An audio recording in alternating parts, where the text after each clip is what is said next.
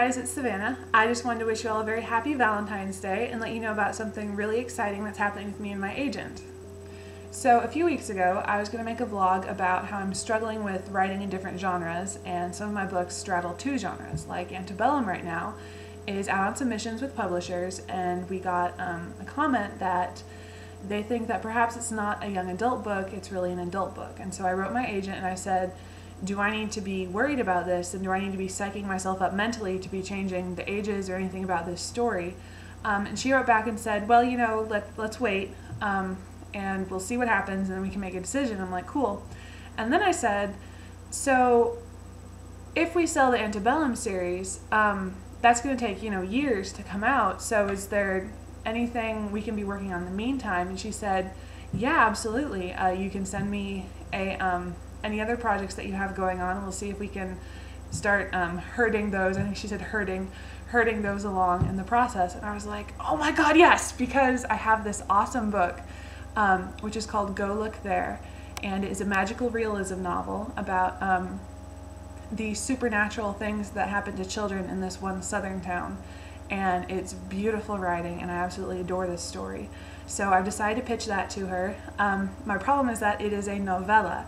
It is right at 35,000 words, which is way too short to be an actual novel, but my friend and fellow Let the Words Flow blog contributor, Savannah J and I were talking, and you know, we determined that there's a lot of really good short novels out there. And not that I'm comparing myself to these people, but there's Animal Farm, Fahrenheit 451, A Clockwork Orange even I think counts, and Catcher in the Rye, and just a bunch of like little powerful books, you know, so I feel really confidently that this would be a good novella.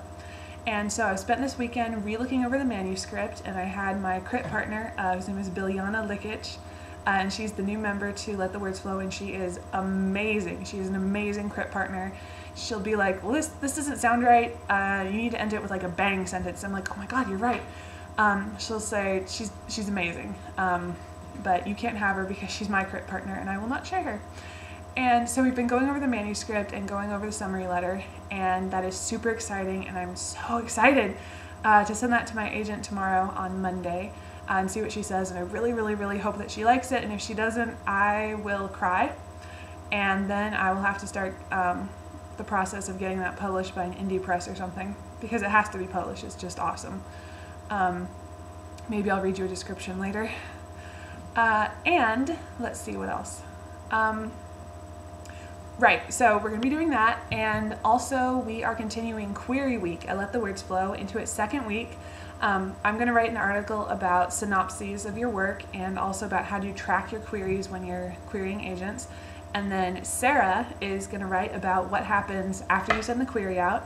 And then one of our newer members, who we haven't really announced who she is yet, but she is going to write an article about, she is an intern at a publishing agency. And no, at a literary agency. And she reads through slush piles. And so she's going to talk about what makes that stand out to her. And then Mandy Hubbard, who was recently made, Mandy was made a literary agent last week. We are so proud and excited for her. She's already been getting her first queries, and she's trying to sign her first clients, and that's so exciting, and we're so proud to have her as a contributor. So she will be finishing up Query Week talking about the perspective from a literary agent, so isn't that awesome? So if you are a writer who is querying or expects to be querying in the near future, you should totally come back for Query Week Part 2. And so I'm going to go and work on my article, because that got assigned to me recently, and usually I'm like 4 articles ahead of when I actually post, but this one I haven't written yet. So I'm going to go do that. But once again, happy Valentine's Day, and these are the roses that my fiance Chris got me. I think those are very beautiful, and they made me happy because they are compact. You know, all the love is in one tight rose ball. So that's it, and I'll talk to y'all later.